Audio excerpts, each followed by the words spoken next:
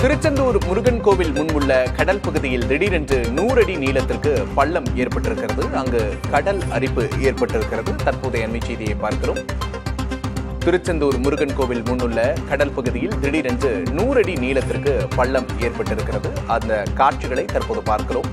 5 அடி உயரத்திற்கு பள்ளம் ஏற்பட்டிருப்பதால் கடலில் இறங்க முடியாமல் பக்தர்கள் அவதியடைகிறார்கள். தற்போதைய அண்மை செய்தியை பார்க்கிறோம்.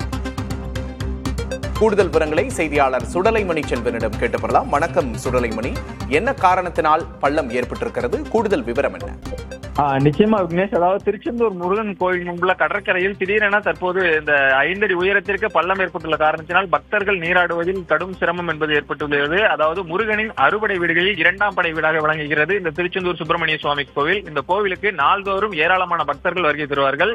ஞாயிற்றுக்கிழமை மற்றும் விடுமுறை தினம் நாட்களில் பல்வேறு பகுதிகளில் இருந்து பல்லாயிரக்கணக்கான பக்தர்கள் வருகை தந்து முருகனை தரிசனம் செய்வதை வழக்கமாக கொண்டுள்ளனர்.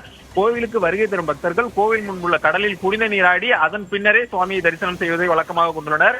இந்த நிலையில்தான் கடந்த சில மாதங்களாகவே கோவில் முன்புள்ள கடல் என்பது அதிக அளவில் சீற்றத்துடனும் அதே போல் ஒரு பக்கம் கடல் உள்வாங்கியும் காணப்பட்டு வருகிறது. இந்த நிலையில்தான் கடந்த 2 தினங்களில் தற்போது இந்த கடலின் சீற்றம் என்பது அதிகரித்து காணப்படுகிறது. அதன் காட்சிகளை தான் நம்ம பார்த்துக் கொண்டிருக்கிறோம்.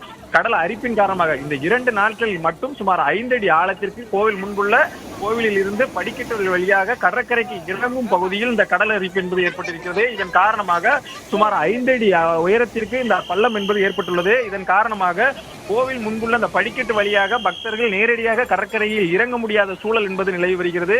மேலும் கோவில் நிர்வாகம் சார்பில் பக்தர்களை பாதுகாப்பாக புனித நீராடுவதற்காக அறிவுறுத்தலும் தொடர்ந்து வழங்கப்பட்டு வருகிறது.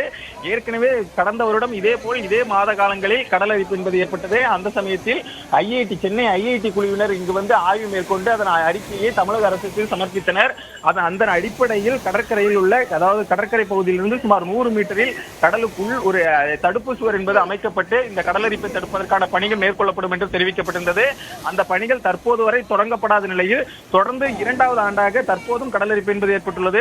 கடந்த வருடத்தை விட தற்போது இந்த வருடம் கடலரிப்பின் தாக்கம் என்பது அதிக அளவிலே காணப்படுகிறது. குறிப்பாக 2 தினங்களிலேயே இந்த கடலரிப்பின் தாக்கம் என்பது அதிகரித்து காணப்படுகிறது. இதனை உடனடியாக கருத்தில் கொண்டு பக்தர்களின் நலன் கருதி இந்த கடலரிப்பை தடுப்பதற்கான நடவடிக்கைகளை மேற்கொள்ள வேண்டும் என்று பொதுமக்களும் பக்தர்களும் கோரிக்கை விடுத்துள்ளனர். விக்னேஷ், கூடுதல் விவரங்களுக்கு நன்றி சுடலைமணி செல்வன்.